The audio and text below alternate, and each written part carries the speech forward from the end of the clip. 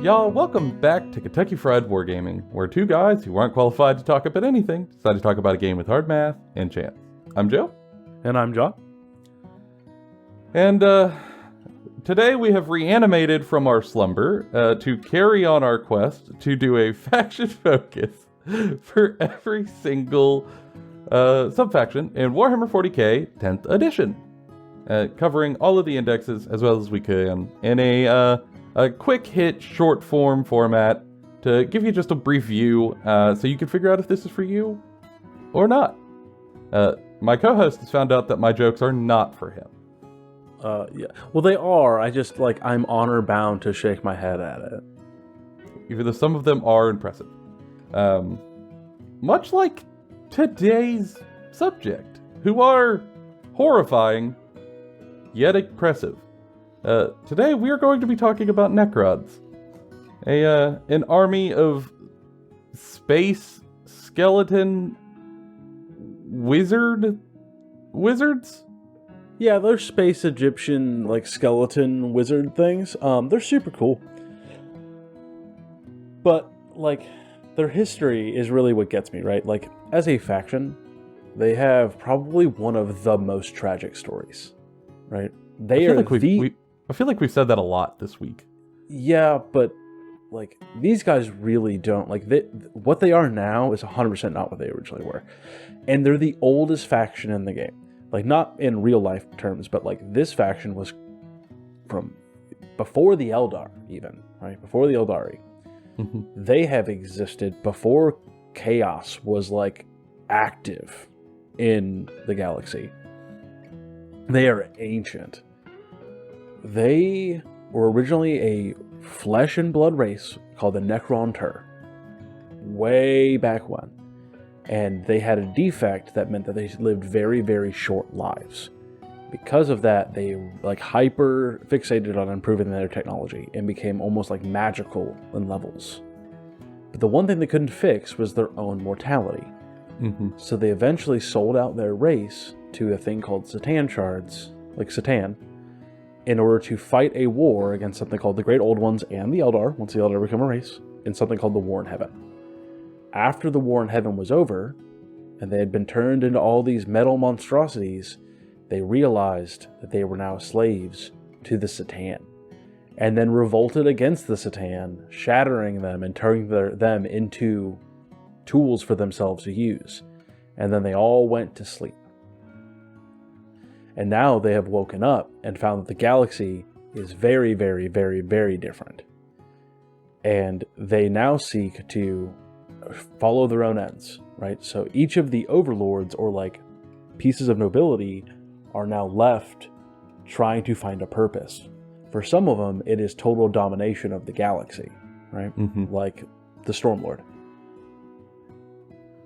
Others, it is to just constantly try to remember the life they had before they were robots, because their memories are now shattered. Who they are is drastically different. And for many of them, they thought that they were doing something good for their people that were suffering and their people who were dying of short lives, just to find out that they have now trapped these people into an eternity of a metal body with no ability to speak. Mm-hmm. One of the saddest moments from one of the novels, I think it's a Twice Born King, is him realizing that he, for the briefest moment before he gets the ability to have sentient thought and think and do things in his body, he feels what it's like to be a Necron warrior for a second. And what he realizes is that these people are still alive inside of these robots. And they've been spending millennium, just eons of time trapped in these bodies, wanting release. Mm-hmm. And they can't have it unless they get destroyed. And even then, they stitch themselves back together most of the time. And so it is a very tragic and just sad, sad story. And their big leader, the Silent King, who just recently got a model last edition, his thing is that he left the galaxy in shame because he's the one who caused all this way back when, and then came back to the galaxy, traveled back to the galaxy with a massive Necron fleet, and has now started trying to kill Tyranids. And his major focus is destroying Tyranids. And we're waiting for more lore on that regard. I'm sure that won't come up at all this edition. Yeah. Well, Tyranids is a major focus. But yeah, like Necrons are a very unique faction. There's been times where they've worked with the Imperium and other Xenos, and other times that they haven't. They don't work with Chaos, and they don't work with Tyranids, but like they've worked with Tau, they've worked with Eldar before, they've worked with the Imperium before. Blood Angels. They're what I would call a morally kind of gray faction. Like they're not extremely evil. Like they still do terrible things. Like they're coldless murder machines in a lot of regards, but they also have characters with a lot of compassion to them. I love the Grain Master from one of those novels who like stomps around pretending like he has all this power, and one of the other overlords goes, "You're a Grain Master and none of us eat anymore. We don't care." It's very good. I highly suggest you look into the faction if you like Terminator or you like robots. If like maybe you liked AdMech, but you want it to be more space weird sci-fi, more space wizard, or space less wizard, diesel punk. Yeah, then you should look into Necrons. Like it's a very, very good faction. It's a huge fan, and one of the really defining features of the faction is that all of them reanimate themselves when they get blown apart because they're robots. They're like undead, stitching themselves back together. Instead, they're space robots. Yeah, it's very Terminator 2. Like let's be honest here. It's very T2. You see it in the lore all over the place, and it is their core army rule is reanimation protocols, where after they have been shot and die, there is quite a chance that they are just going to reassimilate and stand back up, unscathed, because of their living metal bodies. So we've got the rules over there that you can read in detail. There's a lot of words here, largely to clarify exactly how this works, along with a big example. But at the end of your command phase, reanimation protocols activates, and you reanimate D3 wounds for all of the units in your army.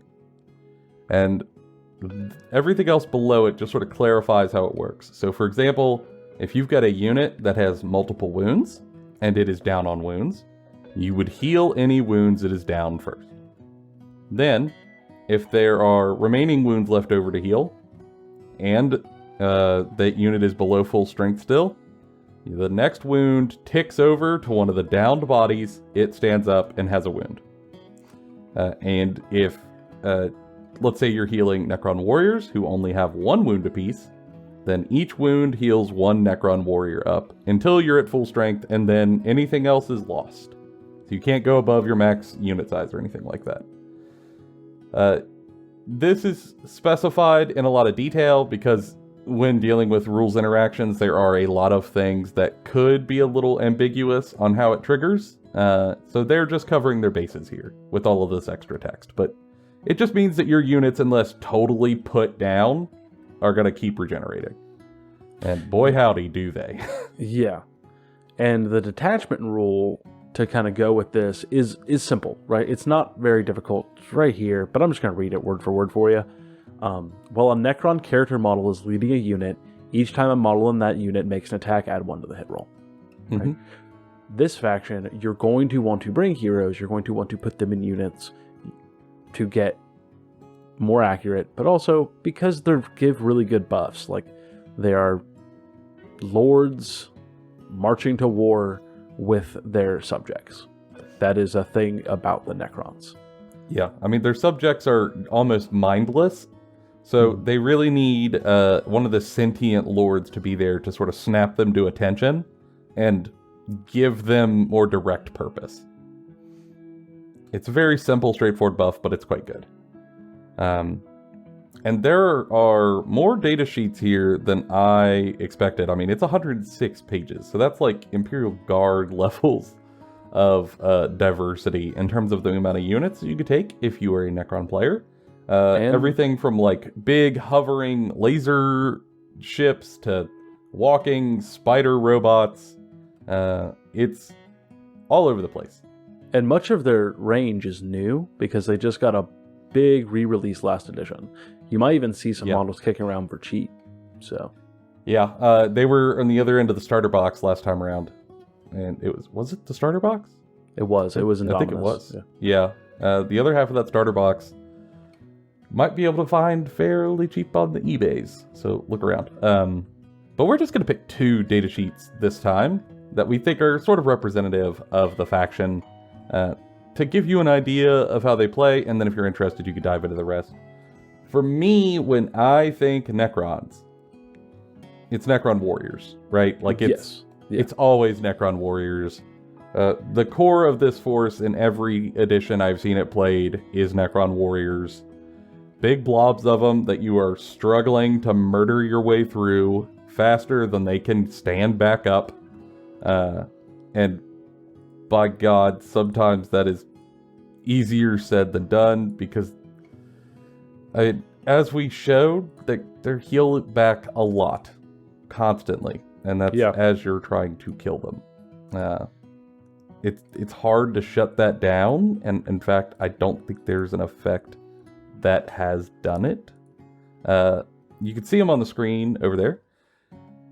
Necron warriors, their stat line doesn't seem all that impressive at first. I mean, they have a T4, which is like a Space Marine, but they got a 4-up save and only 1 wound apiece. And slightly better guardsman. Yeah, slightly tougher guardsman. But here's the key. 1, their gun, the Gauss Flayer, is good. I mean, it's pretty good, yeah. 1 attack apiece. They're only hitting on 4s, but remember, that gets a buff. So then they're hitting on 3s. They got lethal hits and rapid fire 1. The lethal hits is really key here on a baseline unit. Absolutely. And strength 4. And now add in their number is Legion. This is why I mean when I say that in the core of this army has always been like blobs of Necron warriors coming back rapidly, sort of like a horrific regenerating zombie flick. So this unit's reanimation protocol, when it triggers, it reanimates D6 instead of D3. So 6 of these warriors might just stand back up. And if you're within range of an objective marker, that is even more consistent at D3 plus 3, meaning your minimum 4 warriors. With that amount of regeneration, depending on what you have trying to fire into them, it might be hard to fully kill them. Which is the key for Necrons. Even if your unit survives with just 1 or 2 wounds left, doesn't matter. Yeah. Give it a minute, it will be full strength again. And when you think of, like, this is a battle line unit, so you could bring 6 units of these if you wanted to. You can make your opponent, like, really, really suffer. I think you are going to see 1 or 2 blobs of 20 on a table fairly often, with some sort of hero leading them. And their gun doesn't have, like, a ton of rend or anything, but again, it's hitting on 3s, it's strength 4, it's triggering lethal hits. It's going to do work in bulk. And if you have a leader in there, it's hitting on 2s because of the +1 to hit. Well, they hit on 4s base, so the leader is what gives them 3s, but still. Okay. Like, with lethal hits and rapid fire 1, you're gonna overwhelm some units with just weight of dice. But also, you need a leader to put in it, and there's a lot of compelling options, but we both have one pick that we like the most. Yeah, like, we both picked the same leader because I think it fits Necron Warriors perfectly. It's gonna go into your Necron Warriors, but he's not the only one who can go in there. We're going to talk about the Technomancer, right? Not very fast, T4, 4-up save, basically a Necron warrior with some fancy abilities. But 2 big things before we dive into what he actually does. He doesn't take up the only slot, right? You can also put a lord in there, or some of the other noble characters inside of that unit that he goes into. He's almost like a lieutenant in that way, which is very good. 2, he doesn't have a bad shooting profile. Like, I wouldn't call it great, but he does pretty all right. Like, again, like, you'd be surprised how powerful a strength 5 AP -2 attack will actually be. And then we're going to get to his actual rules. Like, this is the crunchy reason we're here. Rites of Reanimation. While this model is leading a unit, it gets Feel No Pain 5-up. You hear that and you're like, oh, like, okay, so they're going to be even tougher. Okay, cool, that's neat. But you're forgetting that for every time you prevent your opponent from completely wiping out a unit of Necron Warriors, you can keep generating more. So it's almost like getting to generate like it's like the old Necron ability and the new one. So you're going to be able to save wounds from even hitting you with save. Then you can try to save them with a feel no pain. And then whatever is left can regenerate more. It turns the Necron Warriors into an ultimate tar pit. And then if you can layer another buff onto it, maybe give them an involve or improve that feel no pain, this unit's going to be extremely, extremely tough. They're going to set an objective and your opponent's going to have to dedicate a lot to killing them. More than they want to, that's for sure. But that's not all he does. No, it's not. Because he also has Technomancer, and you're going to surround your warriors with like constructs, like things that give them buffs, like the little reanimation walker, or you're going to put like tanks behind them, like Doomsday Arcs, and they're going to get shot at. Your opponent's going to try to kill them. And this guy can heal them. That's a bonus compared to the Rites of Reanimation, but it's still really, really good. It means your opponent, again, is going to be wasting a lot of shots trying to keep stuff down. Which they really, again, do not want to do. One of the key things of 40k is momentum, and this just steals it. Yeah, and now the Canopetic Cloak turns it into a different kind of unit. But I'm going to suggest you get rid of that, right? You can replace it with the control node, right? Replace it with the control node and get this aura ability to also take any of those models with that keyword and give them another +1 to hit.